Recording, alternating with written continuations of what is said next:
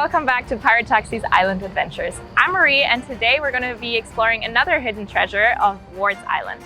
Our destination for this episode is the charming Riviera, a restaurant that embodies the true essence of island living. Get ready to discover the captivating stories of this culinary gem. So without further ado, let's set sail!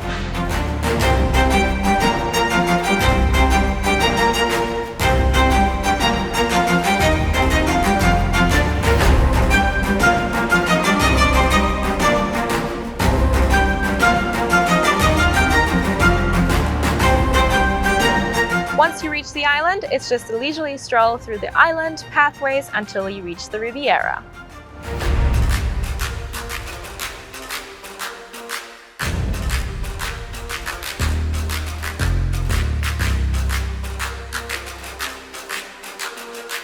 Welcome to the Riviera. The Riviera has a beautiful view of the waterfront that transports you directly into a coastal paradise. Their atmosphere is very welcoming and their food is incredible. So let's learn more about the visit and dive right into our interview.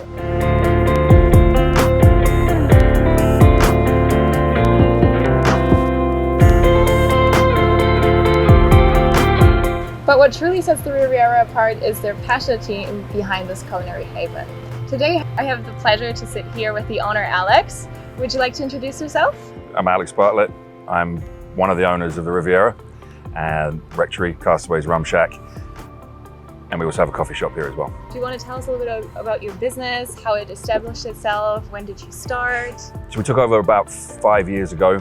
The Rectory, which is the building behind me here.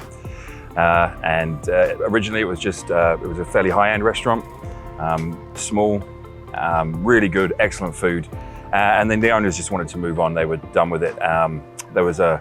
We had 2 years of flooding after that, which was fun. The island flooded, as you know, because the water taxi was running. And in that period, we managed to develop this side of the Riviera, or the Rectory. And this is the Castaways Rum Shack we're sitting on now. This patio was always here, but they never really developed it. So we built this sort of little haven on what we would call the north side of our bar. And then we had 2 years of pandemic. So, which didn't affect us as much as it did for people in town. The people in town, I felt for them. We have a huge patio here, 2 huge patios with licensing, so even with the social distancing and all that stuff, we were still able to fit a lot of people on and accommodate people. We weren't able to open the Rectory, which is the inside portion of the bar, so it became a bit tricky when it rained. However, it was tough, but we managed to get through it. So this really is the first year we've done with no drama, except if there's any more smoke. Yeah. So yeah, we've managed to kind of get everything up and running as we like it. We have the Runaway Cafe, which is a 1976 Airstream in the front. We serve coffees and light snacks and sodas and stuff. And then here's more for the adults, 19 plus up here. We do nice music and relaxed atmosphere, takeout food, cans of beer, such like. And then on the back, we have the big patio that looks over the lake, which is more family orientated and people can sit there and enjoy themselves and take in the breeze. And then obviously inside in the Rectory is our indoor bar, which we utilize all year round now. So although we're not open 7 days a week, we do open Friday, Saturdays, Sundays during the winter for people and there are tourists that come over here and people like to come over here. It's good pictures of the city and walk around in the snow, but also there's a lot of residents on the island, on this part of the island in particular. So we cater to them, and so the inside they can come, they can get some warmth, catch up with people, watch a bit of the sports on the TV, and and there's something on the weekends for them. So yeah, that's kind of how we've evolved it over the last 5 years or so, and we hope to keep kind of moving forward and doing little bits and bobs here. And that's what we're at. That's what we do here. Cool. So you say it's been the last 5 years since you kind of established yourself here, or? Yeah, the first year we were still we hadn't developed our concept completely. Yeah. We hit the ground running, so we took over in the summer, so we just got straight into the summer. So we kind of ran it how they used to run it, and now we've kind of evolved into what we did. A lot of the people here have worked on the other side. Myself, I owned a couple of bars in town for a long time, and so we kind of brought all the resources together to try and make the place accessible to everybody for everything. As I said, we've got the coffee shop now, this place which is for the older crowd, and then the families, and obviously the community as well, which is important to us. So yeah, we've tried to incorporate all of it. And through the pandemic and the floods, as I say, this year is going to be fine. Yeah, awesome. Can you give us a little bit of an insight in your menu? What are your most popular dishes, or what's your most popular drink? Like something like that. So on the food side of it, the smash burger is by far the most popular item on both sides of the restaurant.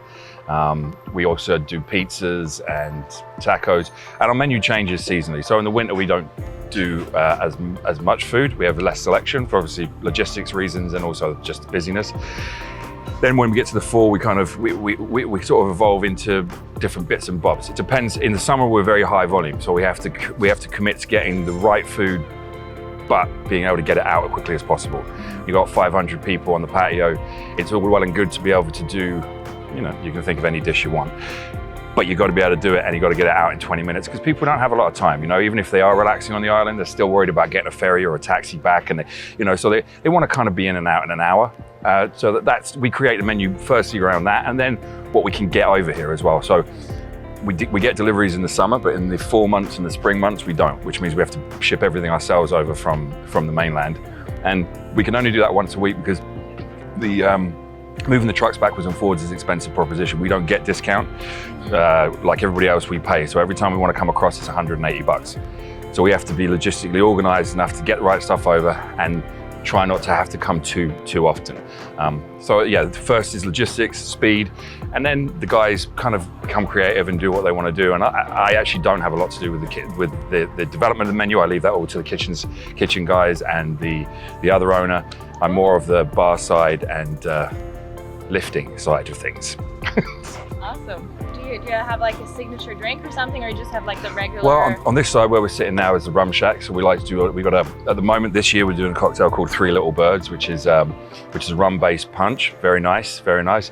Our partners, as you can see, Land Shark, fantastic. They're supplying all our sort of domestic beer, and so we can do good value for the customers. Even though we have to ship it and it's on the island, we can still charge a reasonable price for a can. It's not too expensive. And then, like most places, we've kind of evolved into the spritzers and the coolers. For us, it's good because it's canned products. We don't like to have bottled products over here just because it creates a bit of a mess, and it's very difficult for us to ship it on and off, whereas the cans, we can crush them all down and ship them all at once. And then we obviously have a wide selection of wines for the food. And we also do draft margaritas on the large patio, which are good. We batch up the cocktail and then we can pour it out very quickly in pitchers. It's consistent, and very good summer beverage.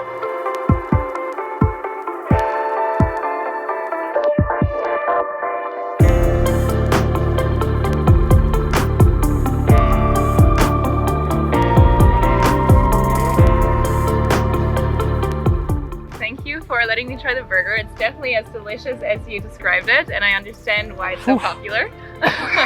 And also the cocktail, the Three Little Birds. Three Little Birds, yep. Really, really good. You should try it out. And yeah, before we wrap things up, is there anything, any special offers or promotions, or is there anything else you want to tell our audience? Well, I mean, regarding the bar, we're open 7 days a week now for the whole summer. We don't really, we always have a good time here. We don't throw a lot of events during the summer. It's usually in the off seasons we have DJs and bands and special dinners and stuff, because we want to draw people in when they don't normally come to the island, and bring them towards island. And because we have the inside space, it's safe if it rains and you can be comfortable. Yeah. But all I'd say is, I mean, Toronto Island is great.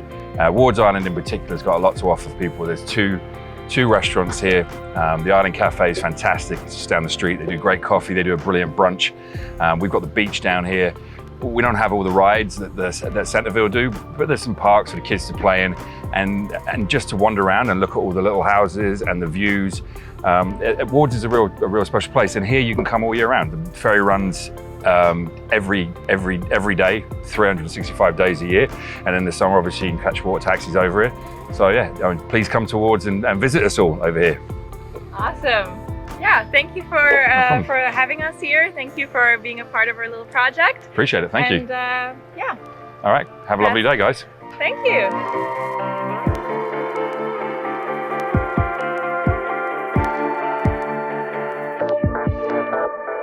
So now that we learned a lot about the Riviera, let's see what we can find about the beautiful Runaway Cafe here in the front. Hi. Hi. Would you like to introduce yourself to our audience? Yes. Hi, I'm Tu and I run the Runaway Cafe. So can you tell us a little bit about the Runaway Cafe? Yep. How did it establish itself? Since when do you have the little cafe here in the front? So we started last season in August and we are part of the Riviera team. And we just decided that in addition to what they're doing, their concept over there, that we'd like to add a little coffee to the mix. Cool. So we open a little bit earlier than they do. So normally 9 or 10, depending on the day of the week. And then we close a bit earlier and we offer premium coffees. So espresso-based coffees and house-made cold brews, house-made iced teas, some sandwiches and snacks. Cool, Yeah. cool. So what's your most popular drink that you give out? What do you think? Which coffee do most people order? I mean, obviously in hot weather like this, iced lattes are very, very popular. We serve oat milk as well. So for alternative milk, that's our go-to milk. And we do like a lavender London fog, which is amazing. So it's lavender Earl Grey tea with a little bit of vanilla and steamed milk. It's so good.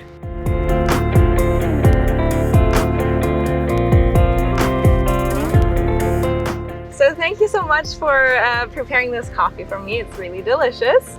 Yeah, is there anything else you want to tell our audience? Yes, so in addition to amazing coffees, we also freshly bake our scones every day. And I actually make these from scratch in-house. So they are very popular on the island. So they sell out usually before noon. But here's one for you to try. Thank you so much. Let's try this.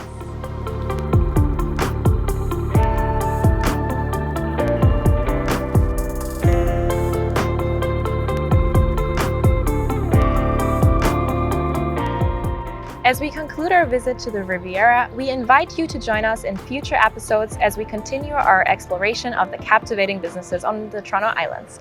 There's still so much to uncover and celebrate. Thank you guys for watching. I hope you liked this video. Thank you for making this journey possible. And yeah, make sure to subscribe so you will not miss any of our future episodes. Like this video, comment below, share your thoughts with us, and yeah, we'll see you in the next video.